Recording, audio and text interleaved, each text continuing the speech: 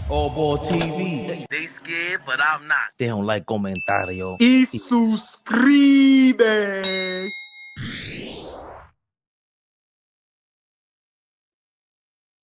Around sports gambling was always something that was completely verboten. It was something that was sort of in the shadows. It was something that leagues stayed far away from. It was something that networks like ESPN would stay far away from. Those days are obviously long behind us. You hear a lot about legal sports gambling on this show. The Bussin' Boys, obviously sports gambling is a huge part of what you do, so we put those all out there as a preamble because it might be in the back of people's minds, and we acknowledge that this is a different time and place. However, there is a fine line, not so fine. There is a bold line that obviously has to be drawn between legal sports gambling when it comes to the public and anything that might infiltrate into locker rooms and into teams. And we all knew it was going to be a complication as this became more around. Sports gambling was always something that was completely verboten. It was something that was sort of in the shadows. It was something that leagues stayed far away from it. Welcome to the lies. We're here, baby. Daniel Berry, what's going on, baby Bubba? Get in the building. Y'all know who I be. The one and only. We in the mix. I don't know if our sponsors would have liked the first couple minutes of this, so I shall leave them out of this. We're in the building. Lots of news, specifically on this gambling thing. Chauncey Billups has been locked up. He did a perp walk. Jesus Christ. We'll get into that in a second. Several NBA players. Damon Jones has been related to a former NBA player. He got locked up. Federal investigation. Gilbert Arenas got locked up earlier in the summertime of 2025, of course. Just so many things to unravel. LeBron James got linked to it. The Kardashians got linked to it. The feds are making sure that they're going to get the most out of this. They've included plenty of big names. Oh, yeah. They're not playing any games at all. This is ridiculous. This is beyond crazy. Beyond crazy. We are here. We are here. This is nuts. So that was Mike Breen on ESPN. They were referencing this gambling event or the gambling scandal, people getting locked up for it. And if you notice, put on the big screen. If you do notice, right at the bottom, you see the ESPN bets right here. You can see it right there. See where I'm pointing at? Can you see it? It says ESPN at the bottom right corner. Then all of a sudden, you see it, bottom right corner. Now you see me. Now you don't. Is it a coinky dink? In real time, ESPN tried to delete their own affiliation with gambling. These guys are slick bastards, man. Let's get into it. Can anyone break it down? Has anyone broken it down for us? I don't think anybody has.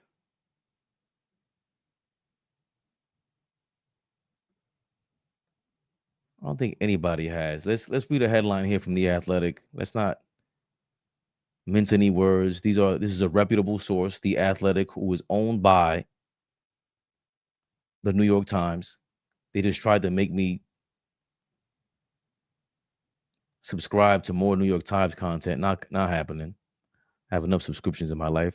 The NBA gambling investigation, live updates, latest statements, player reactions on arrests and betting poker schemes. The Trailblazers head coach Chauncey Billups and Heat guard Terry Rozier were among those arrested in an FBI probe into sports gambling. See them right there. Damn. Why do they choose these pictures? What's crazy is that they choose these pictures for these moments. Correctfully, I'm 42, playing no games with y'all. Why do they choose these pictures, man?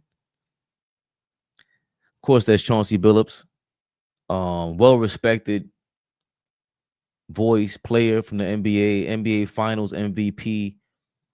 He was almost, I don't want to say relegated to being a journeyman in the NBA. He was always better than Terry Rozier.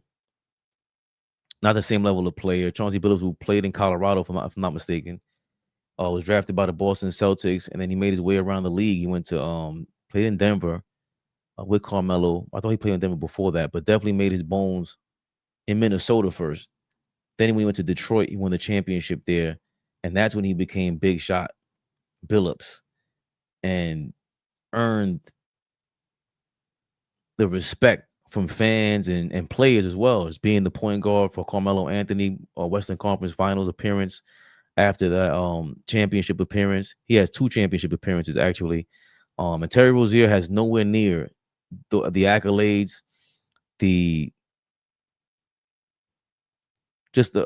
ability, the nothing on Chauncey Billups' level. And they're both involved. So you got 2 guys who are involved in a gambling scandal in the NBA. That's insane. Billups Rozier arrested in federal investigation of gambling. Portland Trail Blazers coach Chauncey Billups and Miami Heat guard Terry Rozier were arrested Thursday as part of a federal investigation into illegal betting activities. Federal law enforcement officials have said during a press conference in New York.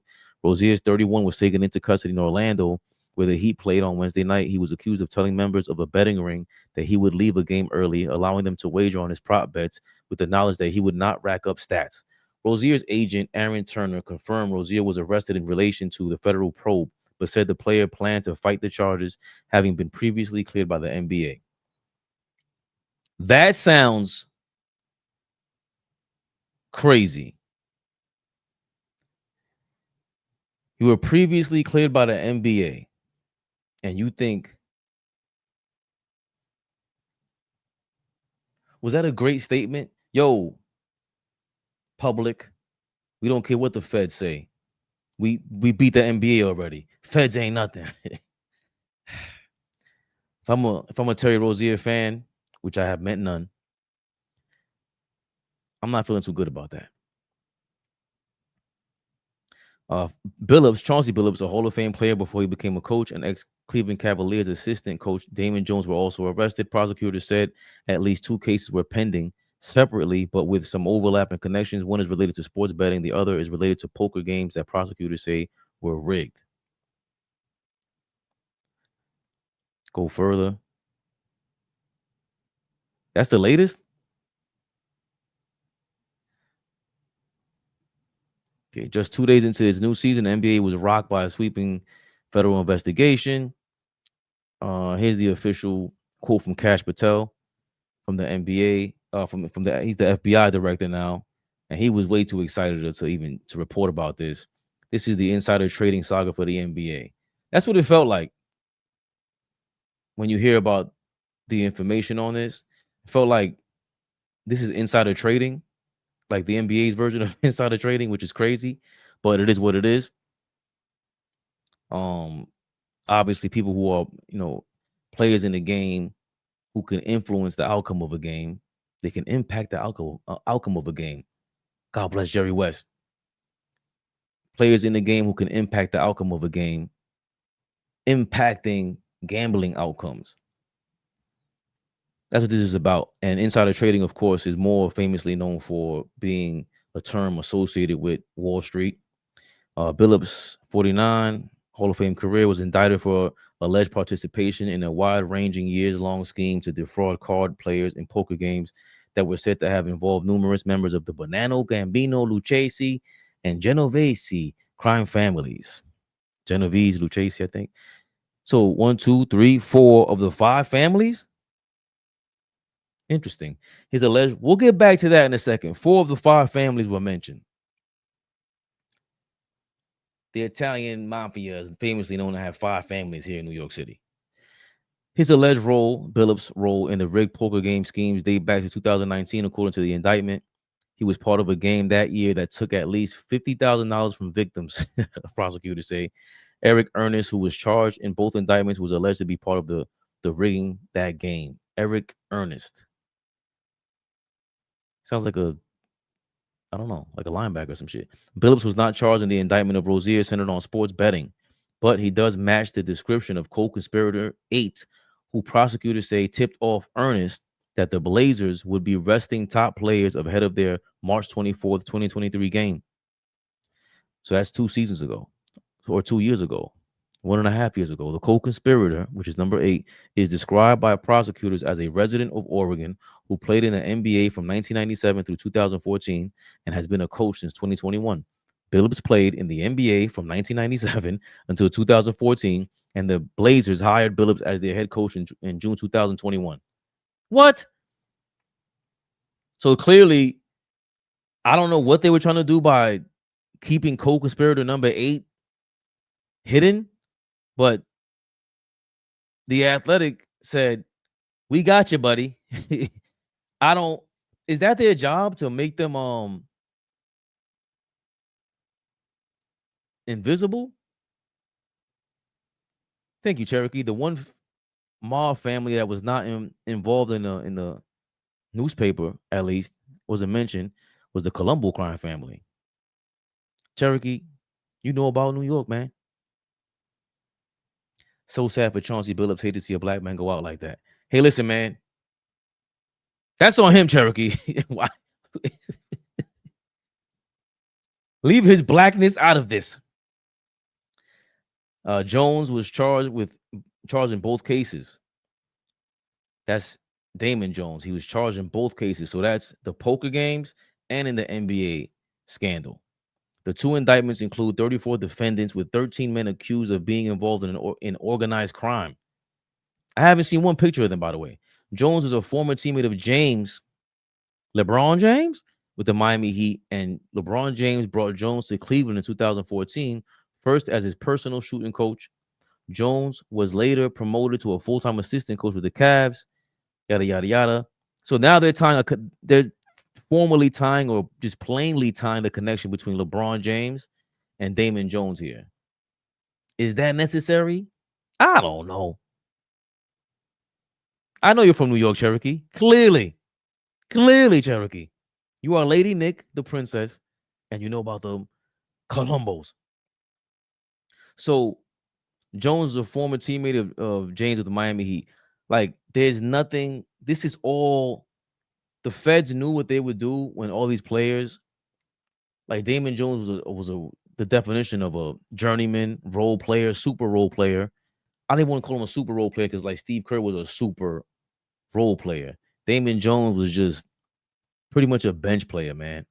And I loved his interview with my guy Joe Fahmy on YouTube, where he talked about I think getting traded to the Golden State Warriors, something like that, and he learned or maybe the Phoenix Suns, and Sam Cassell put him on, and Sam Cassell helped him out a ton in the NBA. And he just talked about his journey being in the NBA and stuff like that. So obviously he's been around the league a lot, and he made a connection with LeBron. And speaking of which, that connection is so strong. Let's see if I can look this up in real time.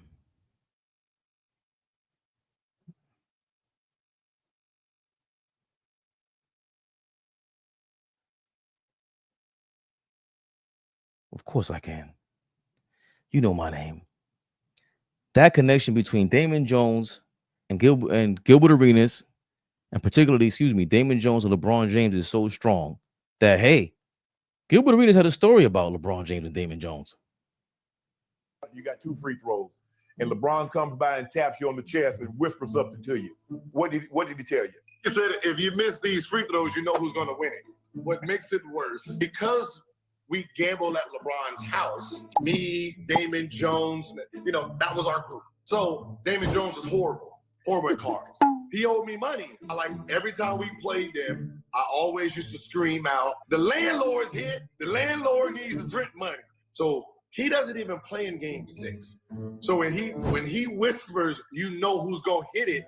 Everybody assumed it was him, I knew what he was talking about. Like I was balling that game, just hit the 3 to get us in overtime. And then I see Damon Jones in there stretching, and they really put the man in. And the fact that LeBron even passed him the ball is what hurt the most. Damon Jones, who hadn't played a second all game, inserted and knocks down the. So we could call those last moments in that game a gamble. But we know I've always heard him. We saw Gilbert Arenas miss the free throw. Like that's kind of infamous in LeBron's and Gilbert Arenas journeys, how they tie together. But I've never heard that part until somebody replayed it. Either I forgot or I just never heard that part. And of course, it stands out more with the with the gambling thing happening now. But back to the article. I want to fully share with you guys what the hell is going on today in these news. Jones, the indictment said, was a teammate or coach of a prominent NBA player who called it Player 3. Oh, my God. It said that Jones used his relationship with that player and the team to gain information that he said that he then sold to professional gamblers. Jones, according to prosecutors, found out on the morning of February 9th, 2023, that Player 3 would not play in the Lakers game against the Bucks that night and told an unnamed co-conspirator to place a big bet on the Bucks because he was out. Player 3 had not been named on the team's injury report yet, but would miss the game. James did not play in that game. A league source with knowledge of the situation told The Athletic that James was unaware that Jones shared information about his playing status. A league source. So the league is clearly trying to help out LeBron and its stars. You want to be totally clear from anything like this. Funny that Flea was in the comments earlier because he was going crazy about us not linking Michael Jordan's first retirement to gambling, and the conspiracy about his father passing away, God bless the dead, was linked to gambling, and of course the infamous conspiracy, one of the most infamous NBA conspiracies, along with Patrick Ewing and the cold envelope during draft night or the draft lottery pick, was that the Knicks chose the frozen envelope and it was supposed to be the number 1 pick, and they got Patrick Ewing. It was a conspiracy. 10 years later, approximately 10 or 12 years later, Michael Jordan retired, but was supposed to be suspended due to his gambling issues.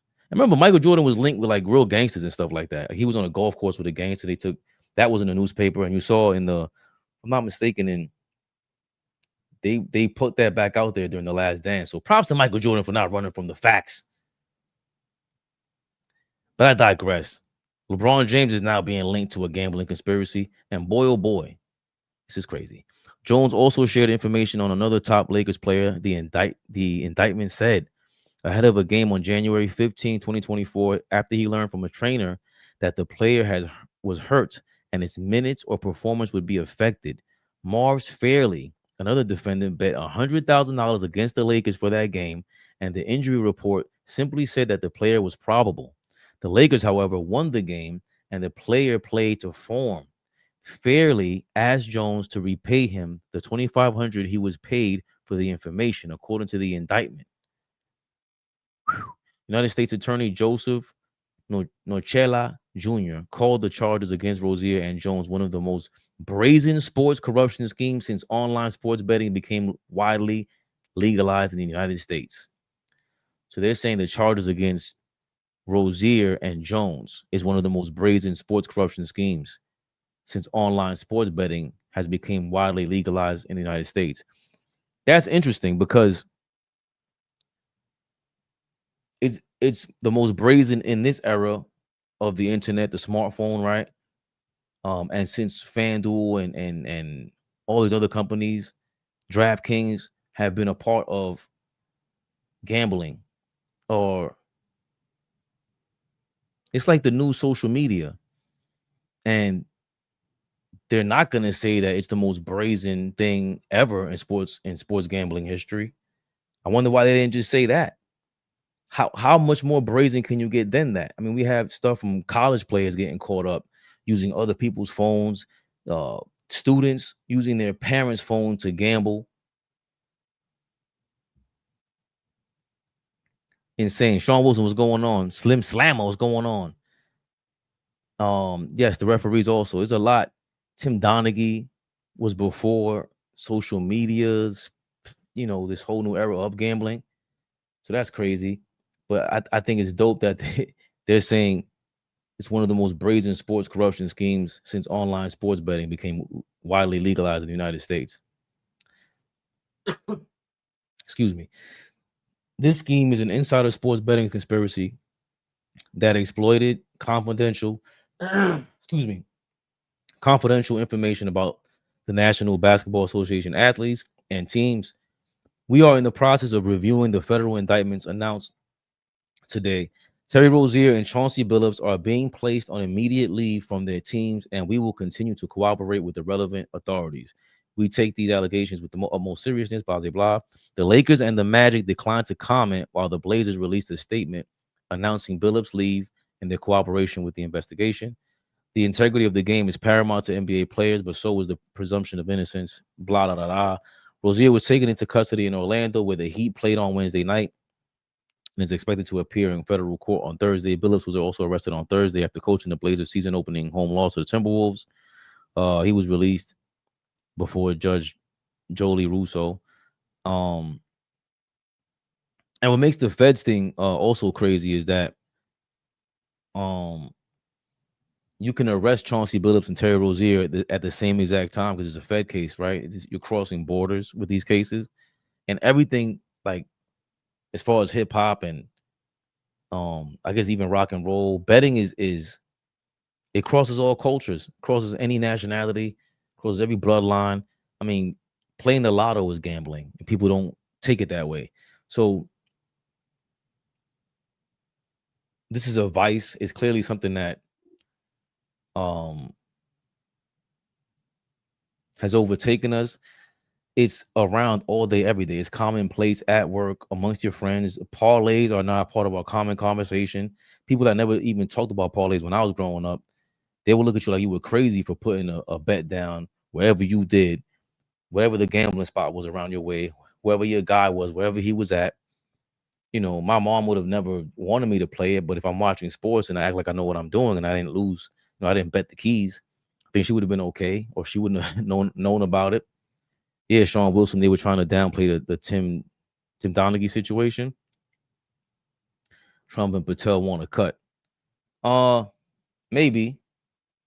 Because they had this in the background. It's been years since Terry Rozier was cleared the first time from the NBA, and now he's back out. And this is a 2019 case with Chauncey Billups for a poker game. The government alleges that Rozier told co-defendant Donato Laster that he was going to take himself out of the first quarter of a Hornets game with an injury on March 23rd, 2023.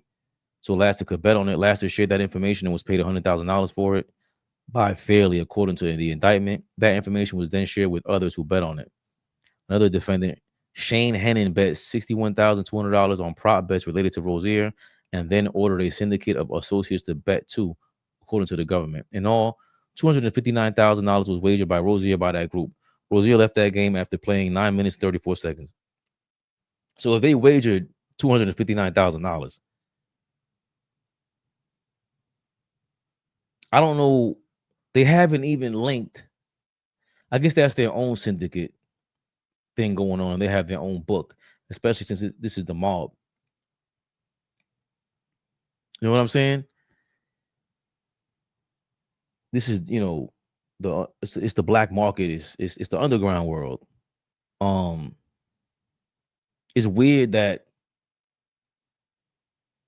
$259,000. That's how much they put down on a bet, or all their bets together. Who the hell was going up against them? Like, you have to create a market, basically. And it was also weird. I'm going to pull this up, too. It was also crazy to see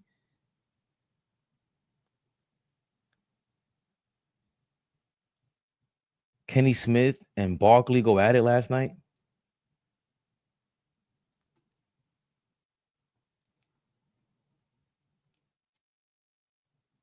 I guess not go at it, but Charles was upset that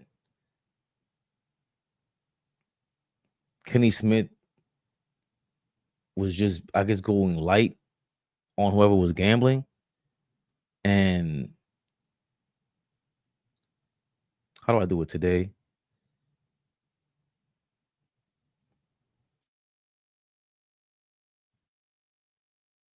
I'm trying.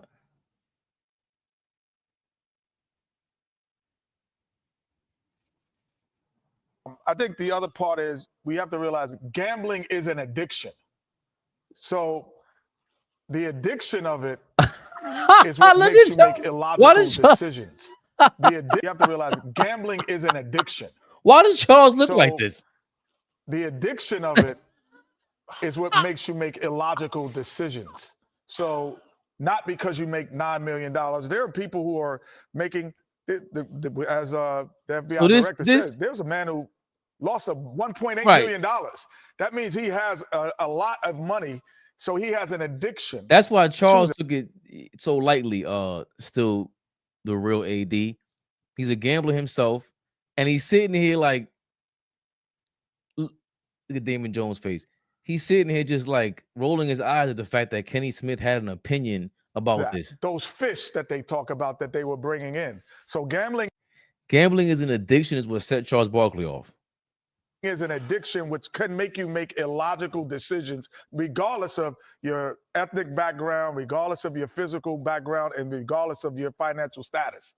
So let's understand that. And I disagree in terms of the NBA dropping the ball. This is an ongoing investigation. There's no way that any FBI or police even would come to anyone and say, hey, this is what we're doing. This is all, the surprise element always makes it happen. So they cannot overextend the information that they're receiving.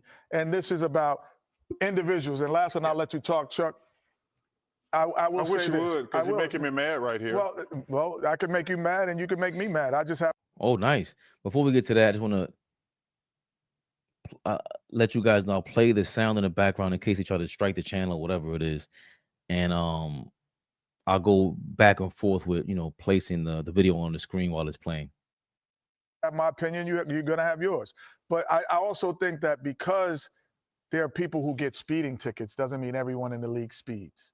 And so don't look at this group of people that's starting to get investigated as the entire league. I really just want this. You say the league dropped the ball on the Rozier part of it? Yes. Because they had already looked at it and said we didn't have enough, but not on the Chauncey. They didn't drop the ball on First Chauncey. of all, these are two Billups. different things. Yeah, It's exactly. two different things. So the league dropped the ball on Rozier, you Take say. Chauncey out the equation. All right. And the reason I'm mad at Kenny is, man, this ain't got nothing to do with damn gambling addiction. This ain't got nothing to do with addiction. These dudes are stupid.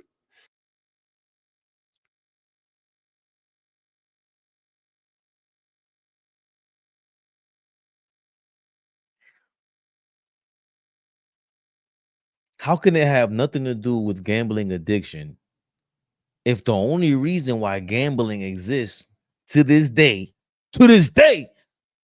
10,000 years of human existence, we've been betting on who can kill the cow the fastest, who can run up the fucking tree the fastest. We bet on everything. The last one back is a rotten egg. We bet on everything since we were kids. And then the older you get, the more the stakes become higher. What the hell is Charles Barkley talking about? Yo, clearly he's upset with Kenny Smith saying gambling addiction is what drove this. I don't know if he's ever had a conversation with Charles Barkley off the air about gambling addiction, but obviously Charles Barkley has some problems. He's talked about spending millions on gambling, losing millions. They had the golfer back in the day, big dude, Daly, lost millions on gambling. This ain't no joke. Charles Barkley even uttering this is insane. Why are they stupid? You, under no circumstances can you fix basketball games. Under no circumstances. I love to gamble. The notion, like, Rozier makes $26 million. Him betting, Darlene, what's going giving on? people information or He makes how much? Him bet, like, Rozier makes $26 million.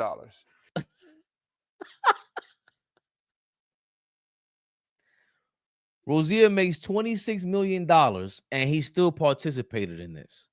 But gambling addiction has nothing to do with this. And I'm not saying he's an addict.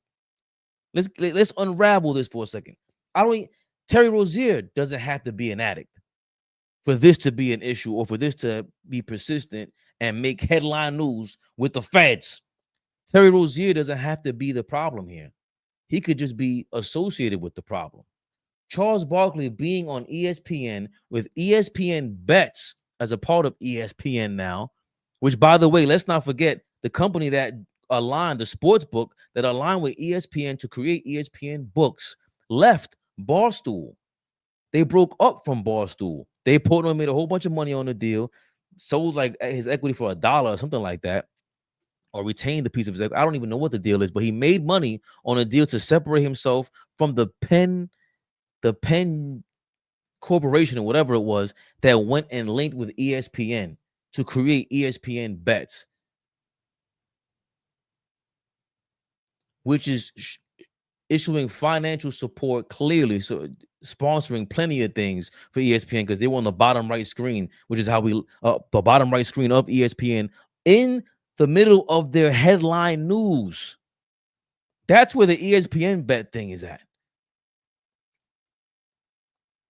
I'll get to that in a second, Cherokee. You read my mind. We're on the same page, man.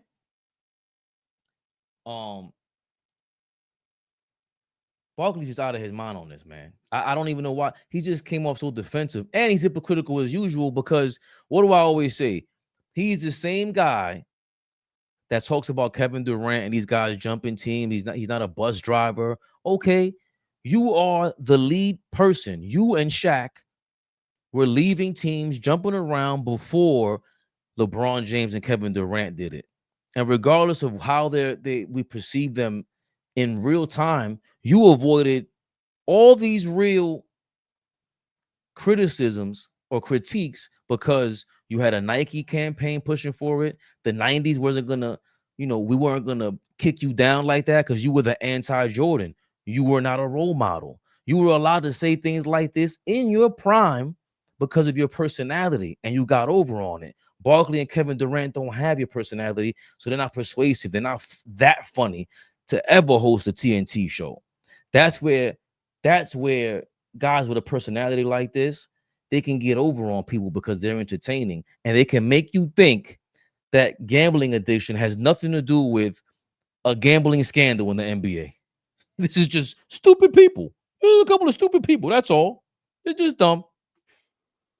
Him betting, giving people information or taking himself out of games, how much is he gonna benefit taking himself out the game to get unders? Like, he's making $26 million. The notion he gave, how much of these guys he gave a head up? He took himself out of games on prop bets. How much money is he gonna make? Well, if he did that, you're proving my point. What do you mean? Right. He is proving your point because it's now showing it's a sickness. But this is another thing I want to talk about because the mob is involved, and we'll get to Michael Francesi in a second, Cherokee, because he broke it down and he was a part of the mob, right? But this is another major issue that I have with people, and it affects all of us.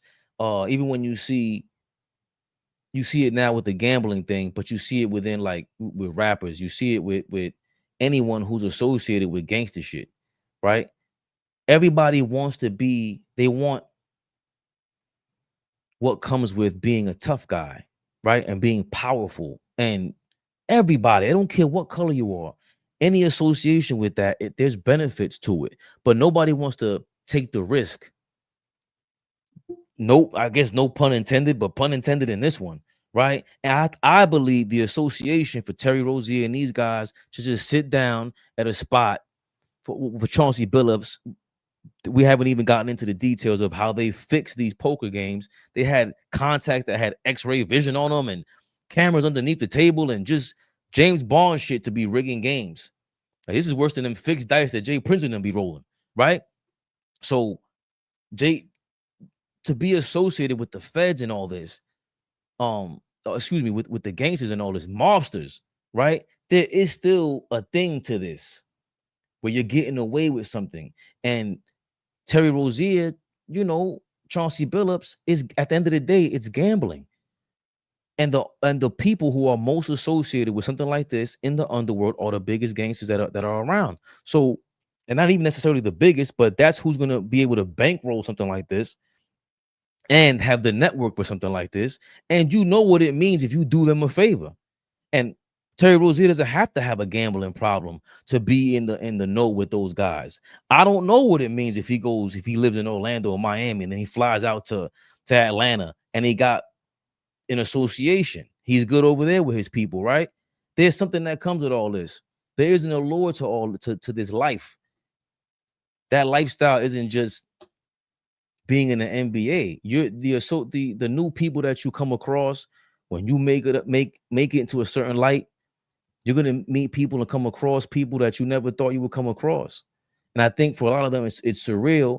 And I think they feel emboldened by it. They feel empowered by it. And you feel like you got the one up on everybody else around you. Even though I'm Terry Rozier and I'm, a role player off this court, I'm not really just a role player. So maybe it's a disillusion, right? Like a lot of guys, the ego takes over. And I think it's not just the fact that the gambling addiction is there, because clearly it might be other people around him that have the gambling addiction. He might be doing them a favor. He might be doing his man a favor. Yo, bet the 10,000 on this. I'm gonna sit out. These guys are making money on it anyway. You think he's not telling his friends to make money on it? If he told some guys he didn't grow up with to make money on this, so imagine if it's a way to get his friends paid. This is what comes with gambling. This is what comes with insider trading, right? There's no equity in the stock market for any of this shit. The stock market is in the underworld because you don't want people to know. It's insider trading. So that's what it is. Barkley being this upset about it is just crazy. That means that's that not it's an addiction. illogical No, thought process. no. If you're making $26 million to try to win 50,000, like that's illogical. So that you're proving my point. No, It that's is an not addiction. That's stupidity. The same reason someone goes and uses drugs when they in the NBA. Hey, drugs are addiction. We there's no gambling addiction? No, yeah, they are gambling addiction. But the notion that you're trying to make sure these guys being addicted, you can't fix basketball games. You cannot fix. Like I say, this is separate from Charles. And Barkley got some nerve acting as if this is something new. So he said he took money from his college under the table. He said this. I didn't know about this. He always talks about it. I don't know about y'all, but I got paid in college, right? That was illegal. What if you got caught and they stripped the school from it? You know what I'm saying? Like, so I, Charles Barkley is just a hypocrite when it comes to this. And he's a hypocrite when it comes to a lot of things, but he's Sir Charles. We still love him. This is part of the problem about being human. There are certain people who have that persuasive personality that we're going to keep watching them. So our girl, Cherokee, she was already on it. And this is Michael Francesi. If you need somebody in the mafia to explain to you how exactly this thing goes down, here he is right here. So why I got involved, how we trapped NFL players. Here he breaks down how he trapped NFL players into the gambling thing. Bookmaker working with me, he comes to me, hey, this player from the Jets, he's into me really heavy. He owes me 50 grand. Okay, what do you want to do? Should I bring him to you? How should I collect? 50 grand. Let him get into you for 250 grand, 300 grand. What are you doing? You're writing an entry on a piece of paper. It's not costing you a penny. He's a bad gambler. Let him get into you heavy and then bring him to me. Boom. Before you know it, he's into me $250,000, $300,000, right? I bring him to me. Sit down. Hey, How you doing? Good. You owe me a lot of money. Oh, you didn't know it was me? Sorry, yeah, we don't always put that out there, but it's me. You owe me a lot of money. How you going to pay? You got to pay. You got to figure it out. I'll tell you what. You know what? I love your team. I like the way you play. I'm going to give you a break. You owe me $250,000, right? You don't have to pay me right away. You pay me 2% a week in cash. When do you get paid? Every Monday you be here with the cash. Don't miss. Don't miss. And I'll let you slide for a while. I don't care. That's fine with me. He wants to do anything to get out of the room. He leaves. What do we find out? We're tracking a guy. He goes to another bookmaker somewhere else, right? And he's trying to make up the loss by betting somewhere else. Well, we all know what's going on. So pretty soon, he can't even pay me the 2%. We call him back in the room. Hey, let me explain something to you, my friend. You don't get away with a gambling debt. You got to pay me. You got a rich uncle. You got a godfather. Who would it? Go rob a bank. I don't care what you do, but you're going to pay me. That's it. Oh, Michael, let me tell you that. For some reason, I got a soft spot with you. I don't know why. So here's what we're going to do. You're a good running back, right? Yeah. All right. First 3 times next game, you put the ball on the ground. What? You heard what I said. Put the ball on the ground. First 3 times. You're a wide receiver? Okay. Make sure that that ball doesn't go into your hands. So, I mean, he has the old school New York voice to go along with, explaining how this thing has been going on. Extortion is extortion. See, you got to extort somebody to be able to get them involved in that. Because if they owe you money, they play out how someone could owe me money, and I got to go to a guy like that with backing after I get the player deep in the hole to get them more in the hole. And all of a sudden, they have a problem, or they're going to want to get their money back as fast as possible. So they go to the next bookie or whatever it is. And meanwhile, what people don't understand is back in the day, all the lottery spots, all the gambling spots, all the number spots, you may have gone to like a Dominican bodega or Puerto Rican one, depending on your neighborhood. It didn't matter who it was. They were backed by the mob. You couldn't just make money in New York City like that. In New York, they were backed by the mob 9 times out of 10. So guess what? You're not really paying the papi at the counter. You're not really paying papa at the counter. Which, by the way, a lot of you guys say papi, which is crazy. I don't know why you call me papi. You're calling me dad. That's some P. Diddy business. Don't call me papi no more, okay? Call me papa. Stuff like that.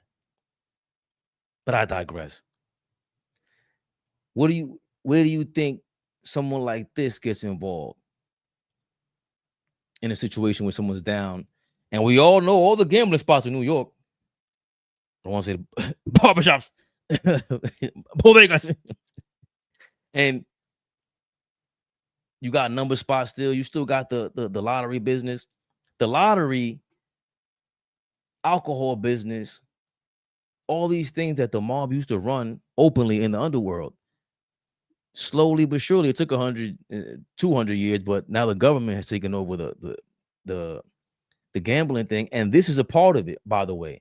This is a part of the government saying, hey, look, remember, there was prohibition on weed for how long? Now weed is legal. Now they will lock your ass up if you have bud. If you have a store and you sell bud, you sell marijuana, because they want you to sell their marijuana. So now they became the marijuana connect. They became the alcohol connect. They became the lottery connect. And now they're becoming the gambling connect. FanDuel, all these guys got to pay that tax money at the end of the day. They're going to have to pay they're going to have to become lobbyists and pay out these politicians one way or another. So we just saw the casino didn't get approved in Times Square, which I'm glad I didn't want Manhattan to become, Atlantic City. That's fucking stupid. It would have been way too crazy. During the pandemic, it was nuts here. So imagine a casino in Manhattan. Bad enough, everybody's a zombie onto this shit. Respectfully, of course, because, you got to dabble here and there. But we pick our prospects over here for now. Right? And that was an interesting part of the show. This whole fiasco. I was able to kill 2 birds with 1 stone here because Academics was watching Gilbert Arenas and he reacted to this as well. Nostalgic Nick, what's going on?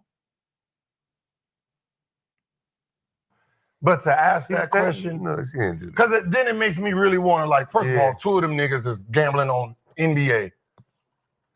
One is throwing poker games and robbing his friends. Ain't got shit to do with me. Oh shit! I'm gonna tell on this nigga. Wow, I'm gonna tell on him. Like, yeah. You know what I mean? And I don't like this. What's going on? I see the word mafia. Yeah. But the only faces I see is Negroes. Yeah. That is true. Not Crenshaw Mafia. NBA. You know what I mean? It's NBA. Like, wait a minute. Hold on, man. Like, how the hell did the NBA link up with the mafia? NBA players link up with the fucking mafia? What the hell's going on? What's going on here? Nothing new, young man. What y'all going on? What the NBA do to y'all? Lay your brother? ass out of it, Like, academic. brother. You and Pablo Torre gonna learn the hard way. It's mafia, but it's just local. You've been black. around brother knowledge. You've been Just around local brother. black. Been around brother. The international crime bosses, blacks. Right. Okay. You need a face. They don't got jumpers. You need a face. You need a They don't got jumpers. The academics comment on this?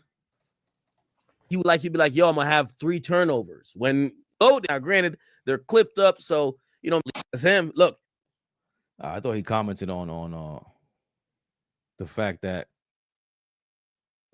there weren't.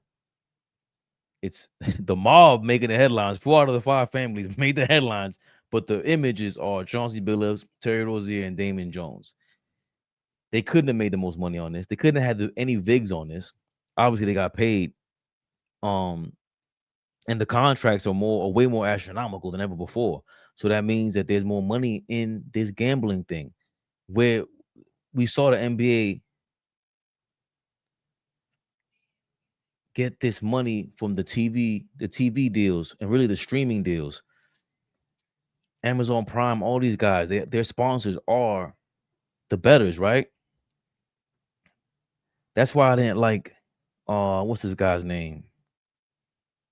What's my man's? I like him too. I'm about to read 2 of his books coming up.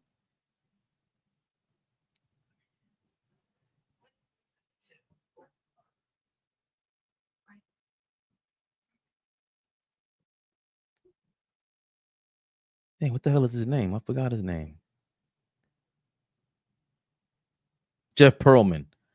He's a writer. He wrote I'm about to read his Kobe book, and he got a Tupac book coming out, which is gonna be amazing because I'm the biggest Pac fan around. I don't care if you like it or not. And if you think I'm objective about the Knicks or not objective about the Knicks, I'm just as much of a objective fan of Tupac. Like being a fan of Pac at 12, 13 years old taught me what celebrity business is about. But I digress. Jeff Pearlman talks about, like, you know, his reaction to what's going on lately. A couple of years ago, I went to my local supermarket one day, and there was a guy out there with a petition. And it was a petition with a big sign the petition to help homeless veterans. And the guy was like, can you sign the petition? People are coming up, just, homeless veterans signing the petition. I was watching this. And the guy asked me, can you sign the petition? I said, can I take a picture of it first? He was very actually reluctant about it, but okay, what are you going to say? I took a picture. I went home. This petition was sponsored by DraftKings.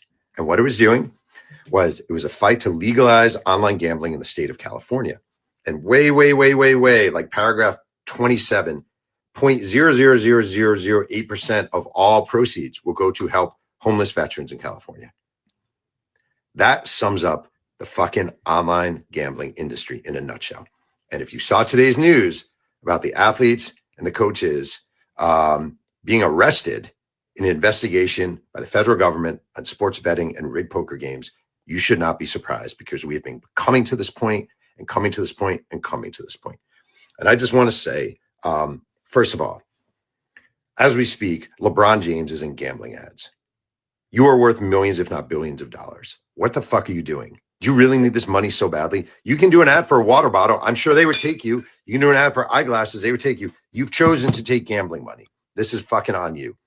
Bill Simmons and The Ringer, you are completely funded by gambling. Completely funded by gambling, okay? I called it blood money, and I stand by that. This is on fucking you. This is on you. Full disclosure, Bill Simmons got a deal from Spotify, right?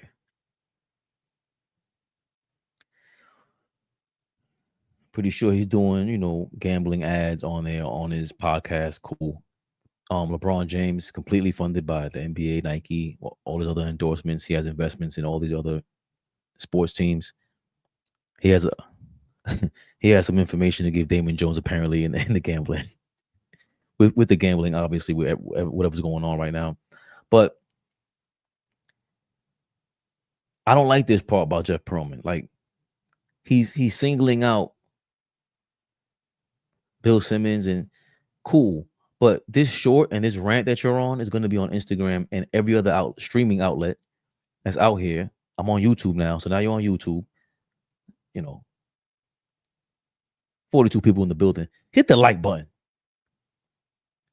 Jeff Pearlman's on these streaming platforms. This is where he's going to get his stuff out. His book, I got it on the audio as an audio book. So it's Audible. That's Amazon. Amazon's getting money from gambling. There's no way to escape this. So I understand what Jeff Pearlman is saying. And he goes on to say that he refuses any gambling sponsorship. Cool. Everybody's not in that position. They're not. People do have gambling addictions. I know plenty of people with gambling addictions. And it's the hypocritical world that we live in. Is LeBron James supposed to say no to Hennessy as well because of, alcohol addictions? Are all these people supposed to say no just because it's the right thing to do? Yeah, sure. But when there's billions and probably trillions at this point, if you include the stock market and however they pull off their derivatives off of this, how can you escape it?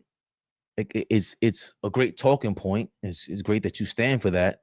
But it's just hypocritical at some point. You can't even be a public person. You can't write anything. You can't perform anything without being a part of it. You're not going to be able to escape it. It's where we are now. Is it Babylonian? America's Babylonian at this point, right? So I understand what Jeff Pearlman is saying, but it's just, bro, it's just the world we live in. Also, Craig Carton, who his ass got locked up for doing something fraudulent before, but he commented on this. And I like Craig Carton because he just comes off like a New Yorker. But Craig Carton has something to say as well. Think a little bit that it's odd that the investigation into Shohei Ohtani lasted a day and a half? Yes. Does that not trouble anybody? Like, this was a 3 to 4 year investigation to nab two guys, one of whom isn't even playing anymore. Right. But Ohtani was cleared in a day and a half?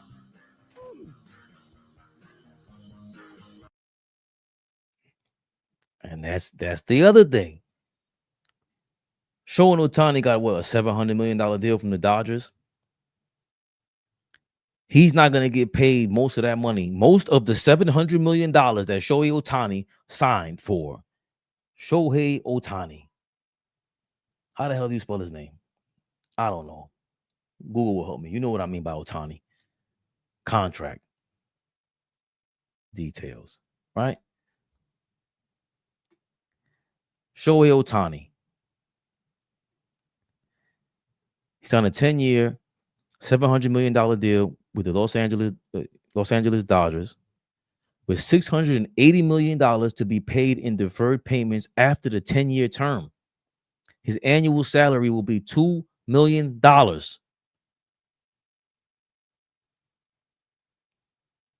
What?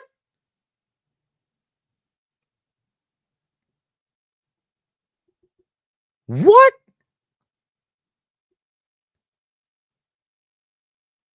Shohei Ohtani signed a 10-year deal with the Dodgers for $700 million.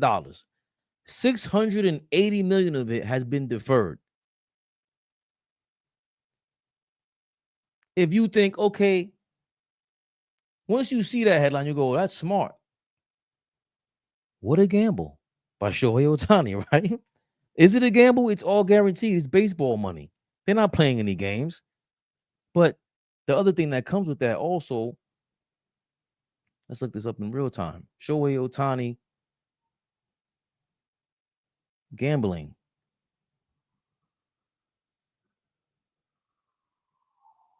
I'm going to use AI here.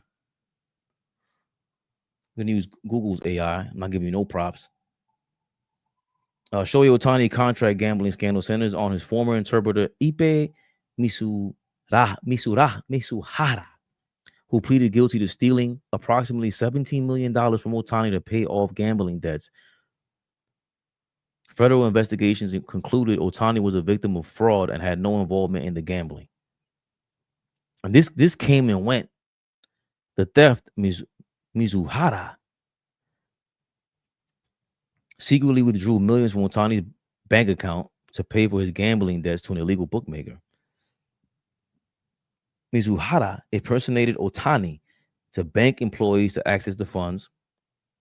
Ohtani's role. Ohtani cooperated with the federal investigators, stating he never bet on sports or was aware of Mizuhara's gambling.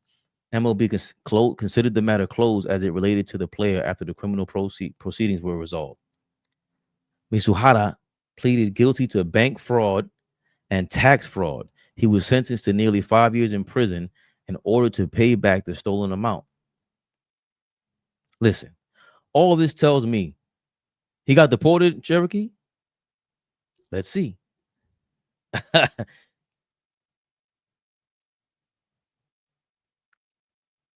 Did Mizuhara get deported?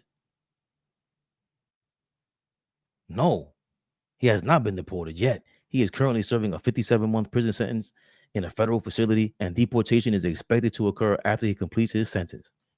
That was about 2 years ago? So 57 months, 12 times 5 is 60. So he served 24 of those already. So in about another 2 years, probably less than that with Fed time, he'll be out of there. And then we'll see if he's really out of there. But he should be good. The point is, whoever the baseball guys have as a connection to the feds and anybody else is who the NBA should be connected with. But clearly, the feds and the government, they don't have the same relationship with the NBA that they do with baseball, because they just push this to the side. And thanks to Craig Carton for putting that out there, even though I don't know if that's really, done with what's the word?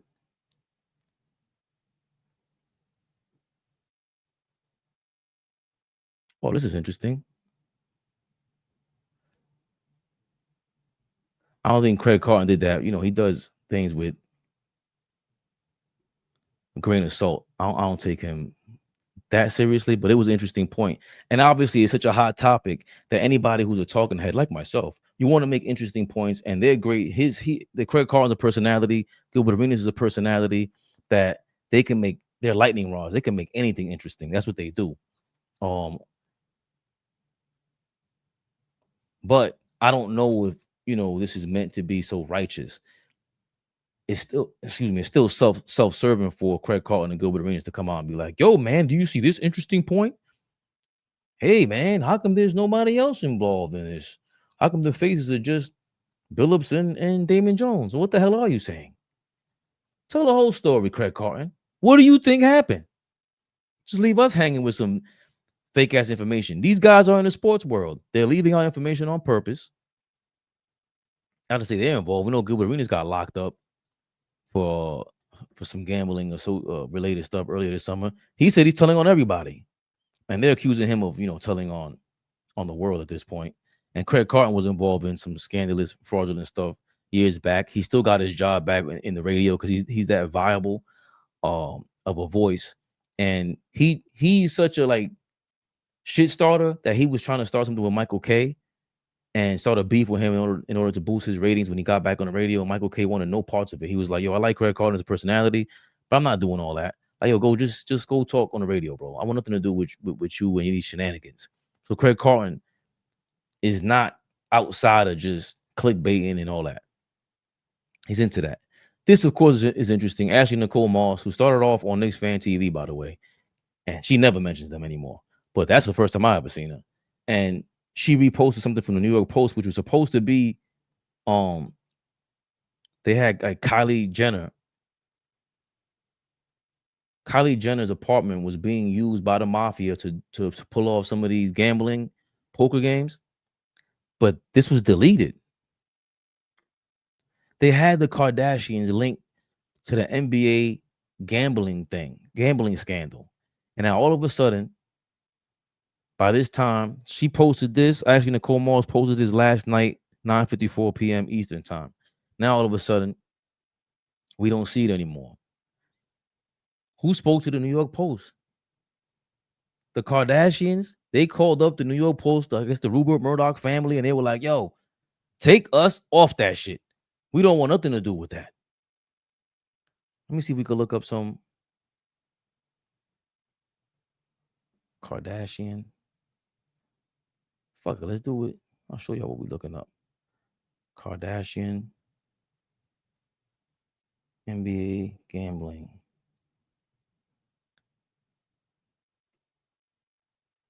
Yeah. Following it, Kardashian connection. Court documents revealed that a Greenwich Village townhouse rented by Kylie Jenner and rapper Travis Scott was one of the locations for the illegal gambling games in 2023. The rental home was featured in an episode of The Kardashians the same year. No alleged involvement. Though their former home was a venue for the scheme, Jenner and Scott were not named in the federal indictment. There is no indication they had knowledge of or involved in the gambling ring. So they rented out the apartment. They didn't say that they owned it, and they have no connection to it. But you can see how the media just ties the most public names to any story to make it more popular, which is what they, accuse us of doing with clickbaiting and shit like that. Meanwhile, the biggest corporations in the world, the biggest media corporations in the world, clickbait all day. That's clickbait. The Kardashians have nothing to do with that. Nothing to do with this NBA gambling ring. But guess what? They're going to associate them with that because they know that they are a viral name. That's the media game that they play, man. So stop telling us that we clickbait. That's neither here nor there. I had some other shit to say. But I don't know. We're not going into that.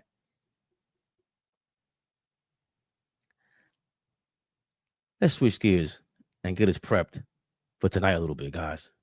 Yeah. You see it. Knicks rehab. Let's talk a little Knicks. Most of you people that know us, most of our subscribers, our fans, our viewers, you guys know us for Knicks rehab. So let's get into it. Knicks start off 1-0. The Celtics are 0-1. They lose to Philly.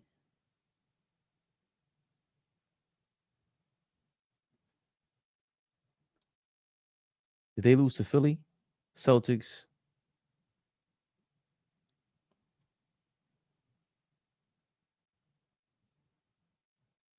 To the 76ers. Yeah, I knew I was right. 18. What does that mean? By 1? Oh, yeah, right. But and that's when the kid VJ Edgecombe went off. What's the kid? Scored 40. He went crazy. You know what? Let's start playing some games. Do a little preview. I haven't been reading any articles to prep me for stuff, so let's do that live with you guys, our peoples. Let's see what NBA.com has to say. As of right now, in the game preview, I like when they have the author on here, the writer, but this might be the Associated Press. Knicks try to parlay promising opener into win over rival Celtics. This is not the headline that you guys need right now. What the hell? That was last night, 7:19 p.m. You guys are crazy. More clickbait. Holy shit. It's not just me.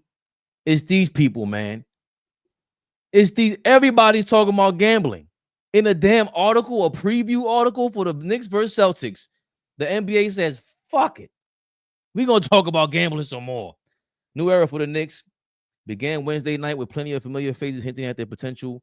Once the roster is closer to whole, for the Boston Celtics, a narrow loss was all about who they're missing, Jason Tatum, and how they'll adjust to life without him. The Knicks will try to close out a 2-0 season opening homestand Friday night. Both teams were off Thursday. That was last night. The hobbled OG Anunoby, Carl Anthony Towns each posted double-doubles for the Knicks, who squandered a 17-point lead before pulling away in the fourth quarter to beat the visiting Cleveland Cavaliers. And Anunoby, who was questionable, with an ankle injury, he finished with 24 and 14. Towns finished with 19 and 11. OG really outperformed Cat. That's crazy. And he played better defense than him.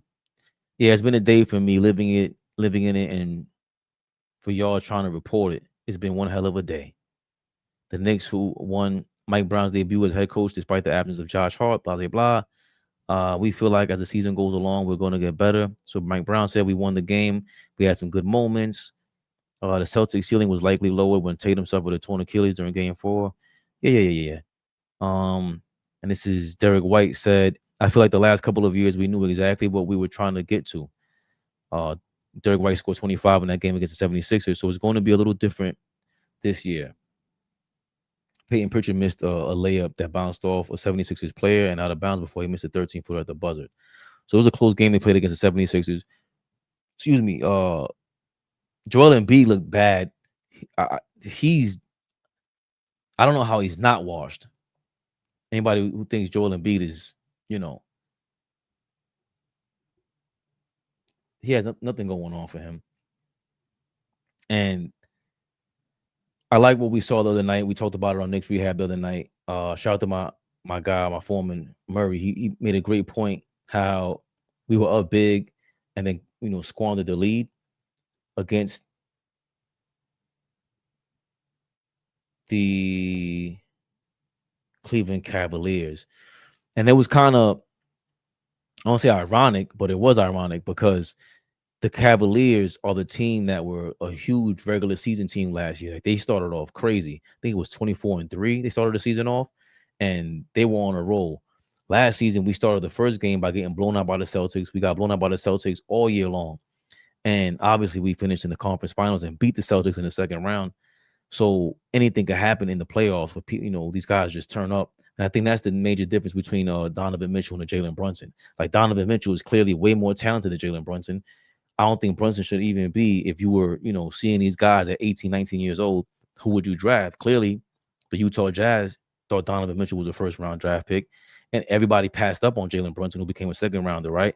And ever since then, he's in everybody's top 10 players in the NBA. He's been in the MVP conversation, top 5. He finished 1 season or 2 seasons ago. And, his leadership and just his perseverance, what they say, his competitiveness, his will to win is what's going to lead us. And I think that's why Jaylen Brown is talking spicy. Let's see, Jaylen Brown.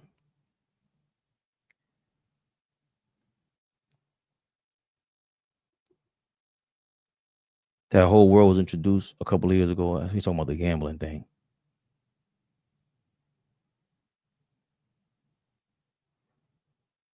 See, now they're asking Jaylen Brown about the gambling thing. But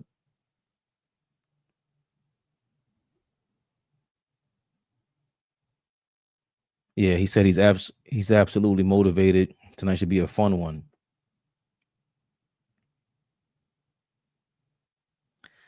I'm trying to find the video where he talked about how losing the way he did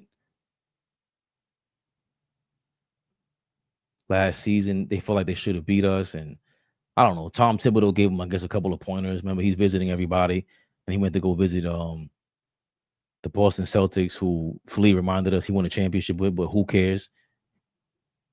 Because Tom Thibodeau said that we turned our back on him, or we turned on him, whatever it was.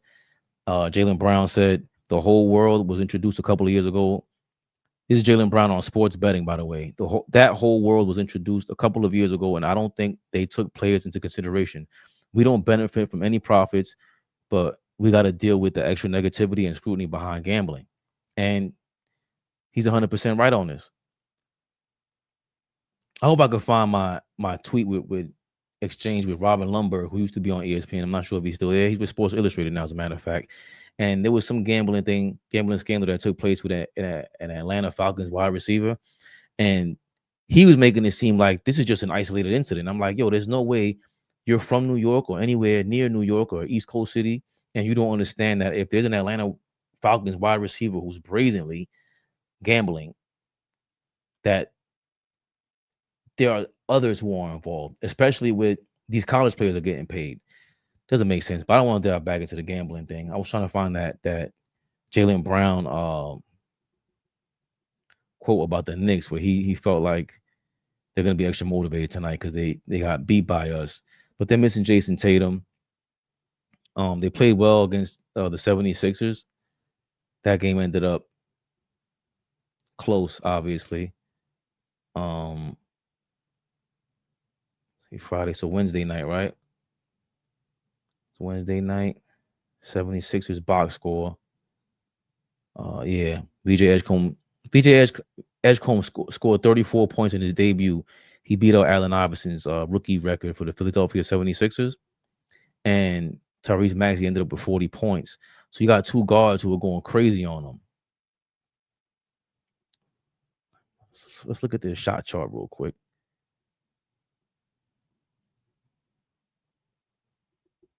Because to me, can't show highlights as much. But when we go to, let's see, BJ Edgecombe. Yeah, let's go to his attempts.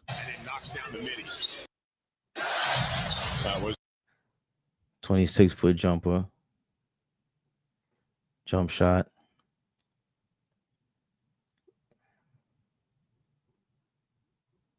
So all jump shots. Driving dunk shot. Okay, so this is BJ Edgecombe to the basket.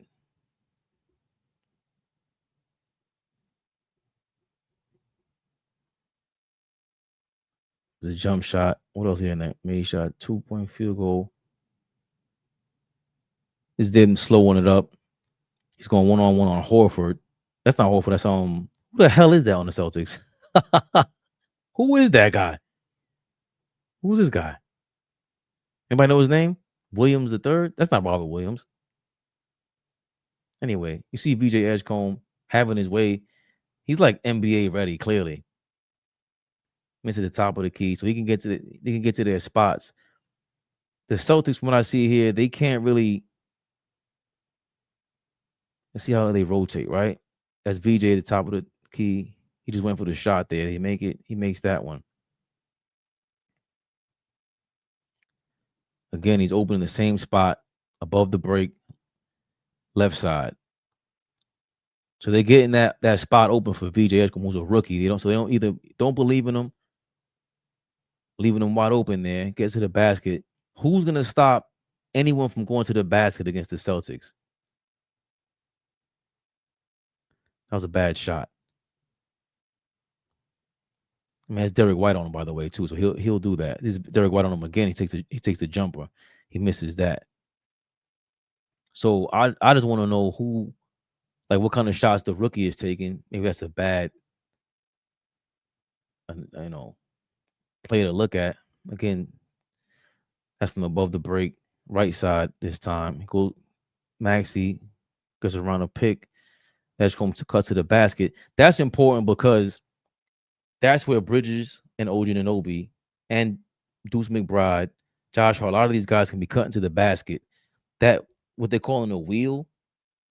I guess the wheel when the guys are rotating from the corners and kind of going baseline on a cut into the basket. Ken Brunson, Cat, even OG, who's been being decisive, going to the paint, going for his shot.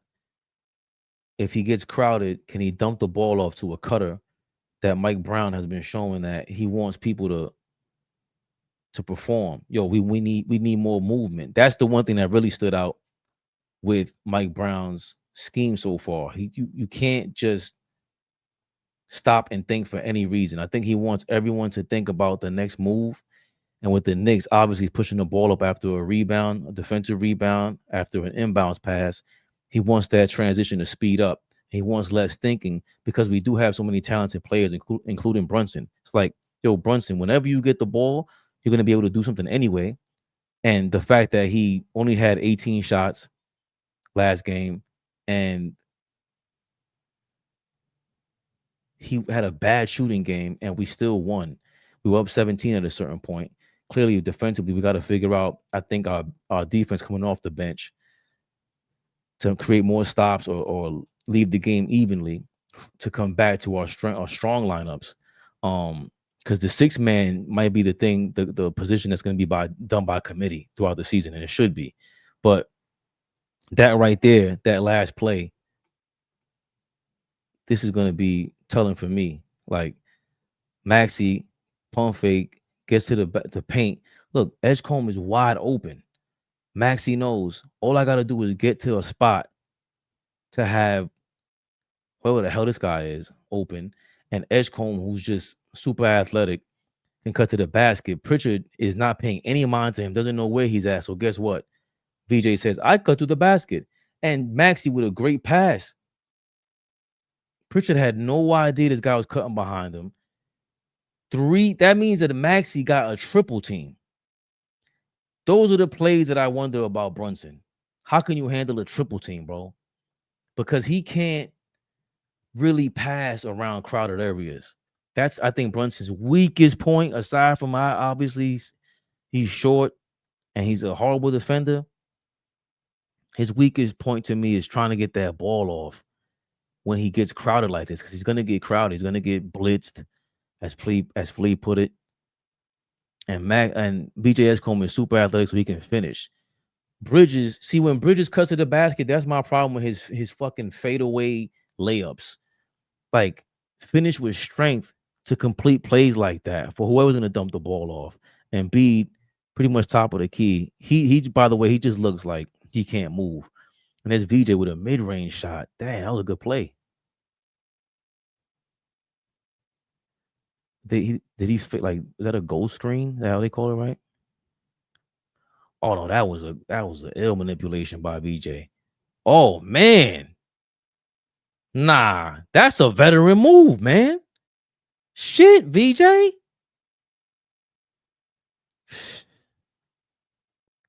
Y'all didn't see this? Look at this. I don't know who number 25 is. I don't know people's names. Derek White is guarding VJ Edgecombe. He sees the screen. So I guess he didn't notice that homie's gonna screen him.